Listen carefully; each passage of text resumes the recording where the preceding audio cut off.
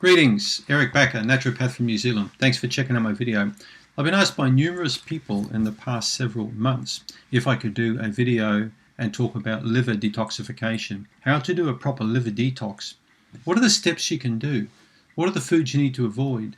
What are the foods you need to include? Well, as usual, I spend a good hour on YouTube checking out videos by, all kinds of people, ranging from armchair experts up to really smart people. And I've found some very good comments from lots of different people. I found some not so good comments, and I found some crazy comments from some weird people. Remember, YouTube's full of all kinds of different people with many different experiences. Some people actually recommend that you drink alcohol in small amounts for liver detoxification, would you believe it or not? Other people recommend you keep right away from it. Some people recommend not to do a liver detox and take supplements because they could make you sick. So, there's all sorts of comments. So you need to be very careful with the kind of advice you're going to take on board. So this is going to be a pretty common sense kind of a video with a bit of technical information thrown in. One video I've just viewed which talked about liver detoxification in 5 steps. It's had nearly 700,000 views.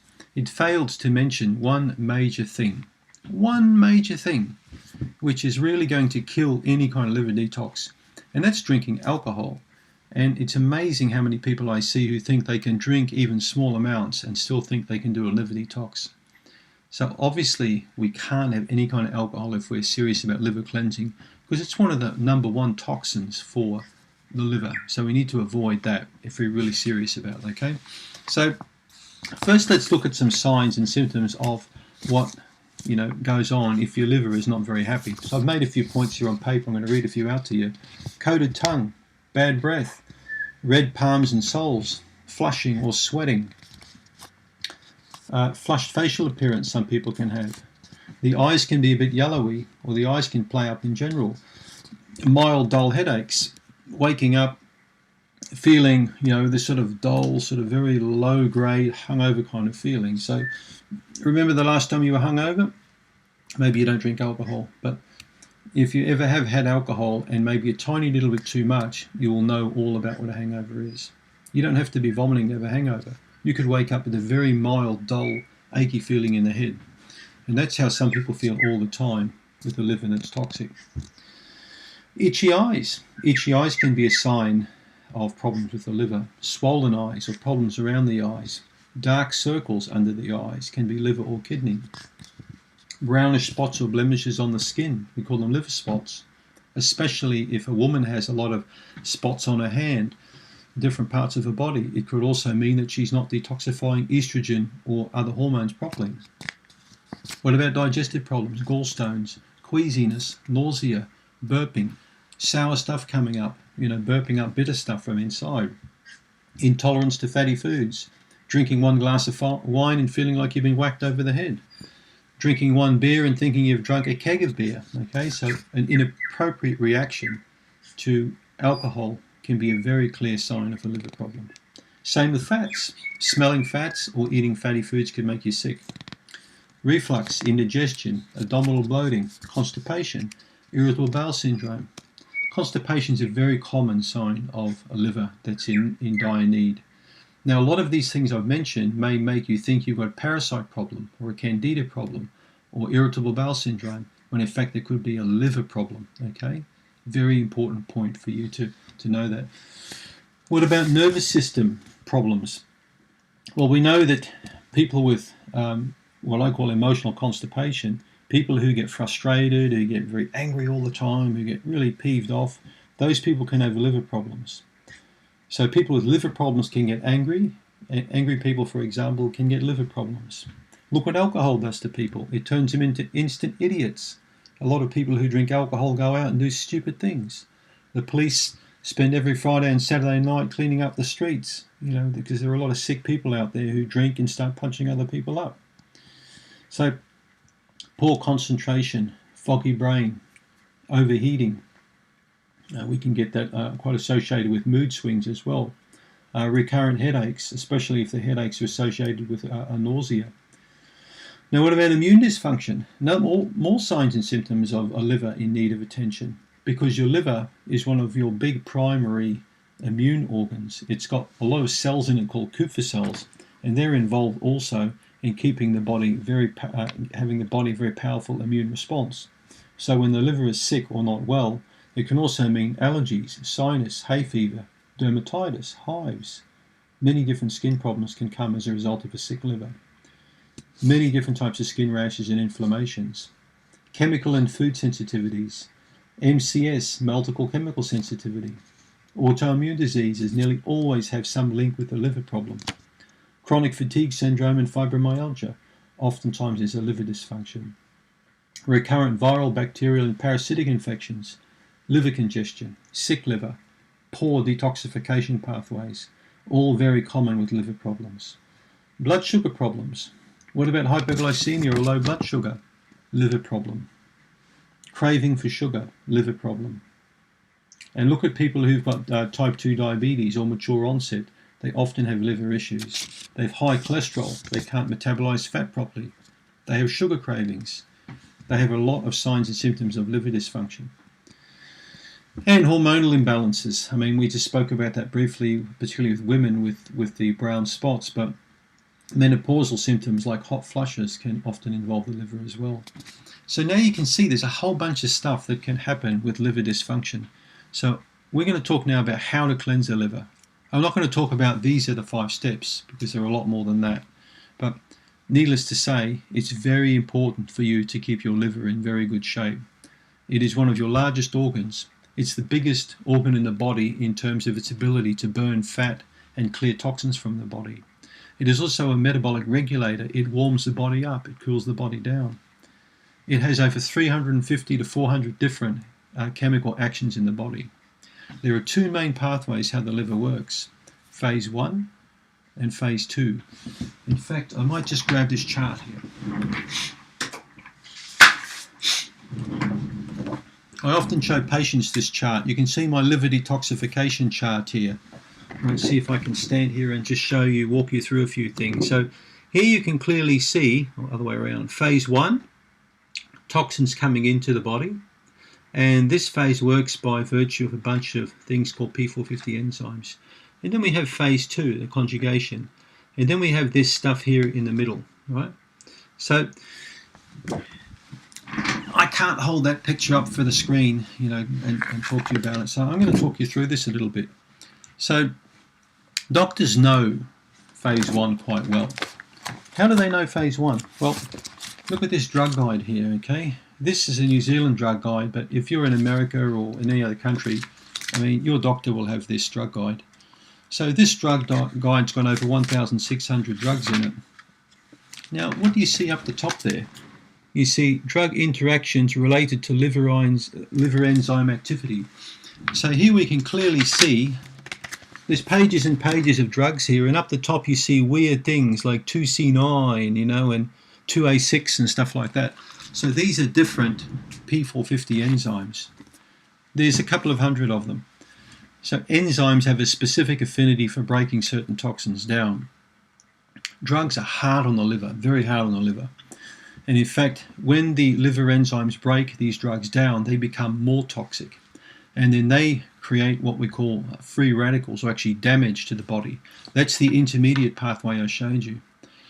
Toxins come in, let's just say drugs, but it could be hormones, it could be pesticides, it could be all sorts of junk in your diet.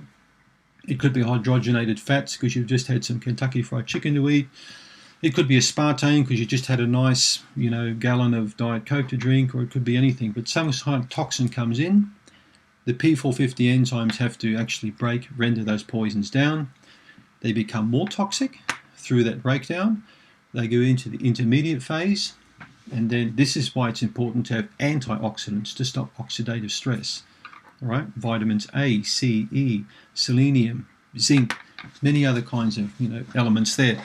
So these things actually help to protect the liver. Glutathione, which we find in milk thistle, very important herb. L-glutathione is a very important, we call tripeptide. 3 amino acids make up this compound that stops damage to the liver. The liver's full of glutathione. So then these toxins go from this middle pathway into the second phase, called conjugation. And there are different types of conjugation pathways. Now the toxins get broken down further into either pee or poo, or comes out through your breath. Metabolically, there are different ways you can eliminate toxins through your skin, for example. The stool and the urine are the two primary routes the liver has to dump garbage out of the body. So, now that you know that, it's important that you pee properly and you poop properly. So, constipated people should not do a liver detox. If you can't poop every day, if your bowel's blocked up, if you're sitting there on the toilet in the morning and you're trying to have a go and it's not happening, or little bits are coming out and you've got to come back later on, what I call ineffectual urging. If you've got a particularly bad case of constipation or a history of it, you need to do a bowel cleanse or a purge before you even think about doing a liver detox. Now, this is what was missing on a lot of the videos I saw. They never talked about that, okay? If you've got a problem with your plumbing, let's just say you're trying to wash the dishes, but when you let the water down, the drain's blocked. Well, it's not really a good idea to fill up the sink, right up to the top, because water's not going to be able to go out. If you've got toxic residues on your plates and cups you're trying to get rid of, and the drain's not working, well, you're pretty well stuffed. So what do? You've got to clear the drain pipe first, all right? Now, your drain pipe is your bowel. The bowel has to be clean. If you look at my Candida Crusher book, also in some other videos, I talk about a bowel purge. So it's very important to do a bowel purge before you even consider a liver detox. Unless you're a very healthy person, got a really good gut like I have, don't even think about doing a liver detoxification without having a clean bowel. It's a silly, silly idea. Because if you liberate a lot of toxins from the liver and they're not going to be excreted properly, you're going to take them up all over again. So rule number 1, bowel purge first. All right? Do a bowel purge. You can use magnesium for this. You can use, different types of products like vitamin C powder. You can do a bowel purge. So that's an important concept I want you to really remember. Bowel has to be clean before you even consider it.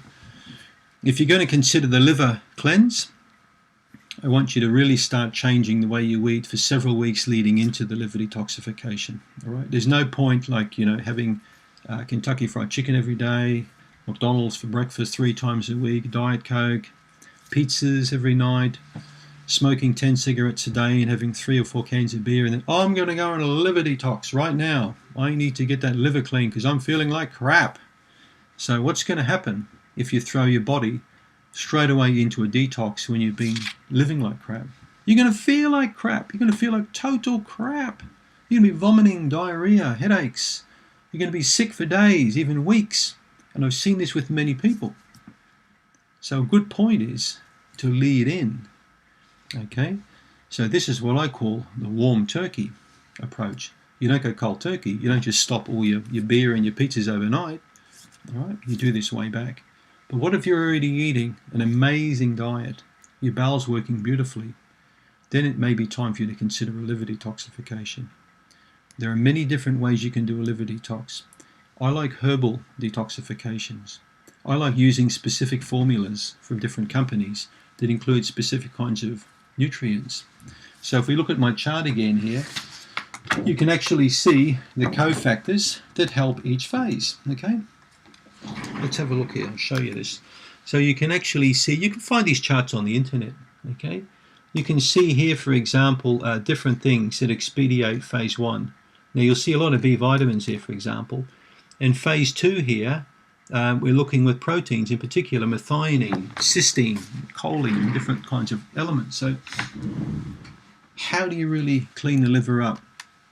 Well, one website I saw said you just need 3 herbs: milk thistle, turmeric, and dandelion. Well, that's pretty simplistic. I think you need a little bit more than that. I like people to drink a liver tea. So go to your health food shop and buy a good quality liver tea. You can drink 1 or 2 cups a day. That's a smart move. Look at eating a cleaner diet leading into the liver cleanse. And when you do the liver cleanse, we're looking maybe at about 1, 2, or 3 weeks of quite intensive dietary work. The best time to do the liver cleanse is spring. Spring going into summer. So what is it now? It is May. So in the States now, I think you guys are in spring or going into summer. Now's the perfect time to do liver detoxification. But first get that bowel working, don't forget.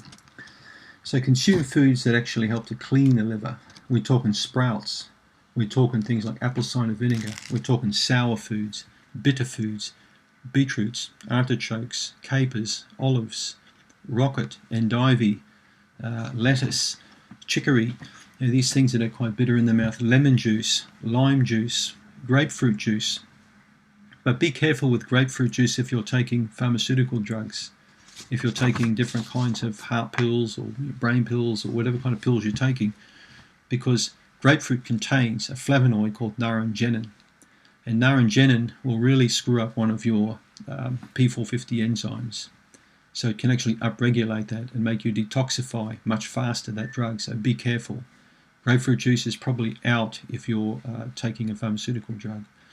But there's no reason why you can't have lemon juice and lime juice. These are very good adjuncts as part of your liver cleanse. A good quality cider vinegar, nice and bitter, helps to secrete bile. Right? These are good things also if you've got a sluggish bowel to take. I like a formula called Swedish bitters. Go to Google, Swedish bitters. Try and get the original one. Very, very good liver detoxification will occur with Swedish bitters. You take 1 teaspoon, start with 1 teaspoon per day, and build up to 1 teaspoon 3 to 4 times per day before meals. Very good ability to work on phase 1 and phase 2. Good ability to help the body dump and release toxic bile. Wonderful product to use for probably about a month. So that's going to give you a little bit of an idea on liver cleansing. Other things I like, I did see one video that made a good recommendation, which I never saw other videos do, is to talk about actually eating liver. All right. So in the old days, doctors talked a lot about glandular therapy. Let me just show you something interesting.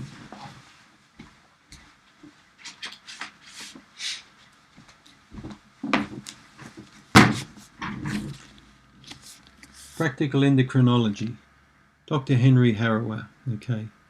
Produced by the Royal Lee Foundation, Dr. Royal Lee, the guy who actually started Standard Process. So this book was written in 1932. So Henry Harrower was one of the founders, really, the founding people, or one of the originators of actually the Endocrine Association. He was right there at the beginning, way back. That book I just showed you is 700 pages. It's predominantly about glandular therapy, animal glands. So before the Endocrine Association got into drugs, they started to reckon. Before that, doctors used glands to help people out. All right, heart, spleen, liver, lung, adrenal, kidney, all these body parts of animals are actually used for the patient to build their body part up, and it was corresponding. So eating liver is very powerful for your liver. If you look at Gerson therapy in Mexico now, Dr. Gerson recommended raw calf's liver. Very powerful high glutathione content containing product for cancer therapy. So chicken liver, very good, helps to build your liver up. And what Harrower found through research, through Swiss and German research, it didn't matter if a frog had, or if a cow, for example, consumed a frog's liver, it still had an incredible affinity, on the other animal's liver. So you could even cross species, they found there was benefit. So glandular therapy now has been very malaligned. Many people don't eat things like liver or lung or spleen anymore. But right up until recently they did. And I believe that people had much more powerful ability to have strong organs than they do today because of this very reason. If you don't want to eat things like cow's liver, organic, non-GMO or animals that are clean, pesticide-free, then you can, you can look at supplements, for example, from certified clean animals. If you don't want to do that, if you're a vegan or vegetarian, that's fine. You don't have to eat these body parts at all. But I'm just saying it is a powerful way for you to get your liver restored and in top shape by doing so. So, other videos I've seen talk more about the emotional detox. Then it's important for you to understand that frustration and anger make your liver quite sick. So people that are very stressed and angry and very peeved off can have a very sick liver. The Chinese have attached emotion to each organ. With the kidneys it's fear, with the liver it's anger, with the lungs it's sorrow and grief, and with the heart it's loss of love, or the shen, loss of the spirit. So being very angry and resentful and hateful of certain people in your life can give you a very sick liver, and probably another reason why you drink. or take drugs, which again toxify the liver. We mentioned the herbs.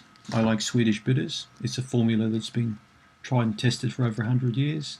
So instead of just going off and buying milk thistle, dandelion, turmeric, biplurum, many different schisandra and lots of different kind of herbs and playing around, unless you're a herbalist like me, I wouldn't recommend you go there.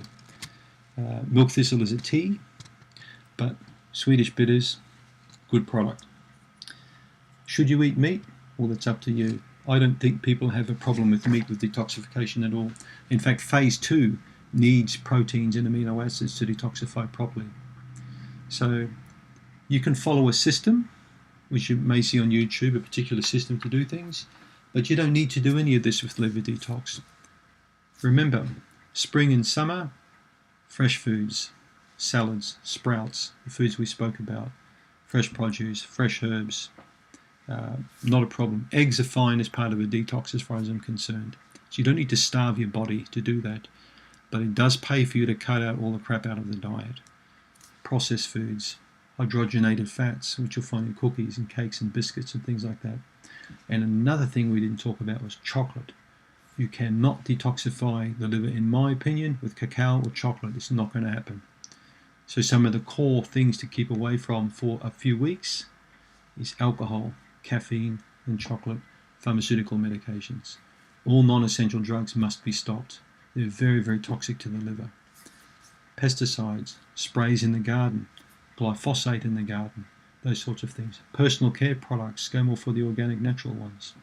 If you can, take a couple of weeks out from work and do the detoxification properly.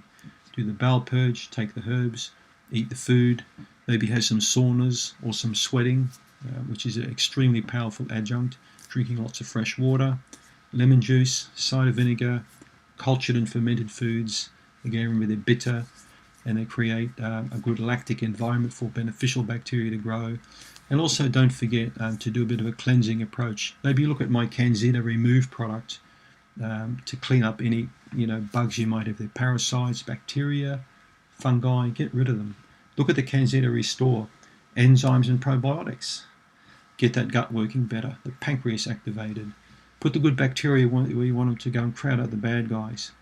All perfect part of liver detoxification. So I hope that gives you a little bit of an insight into how to cleanse the liver and some good ideas there. If you've got any questions, please don't forget to post a question with regard to this video. Don't forget to click on the link below for my free report, and please do check out my Candida survey to see if you have got a yeast infection and how severe it is. You'll find it at candidacrusher.com. Don't forget to subscribe. Thanks for tuning in.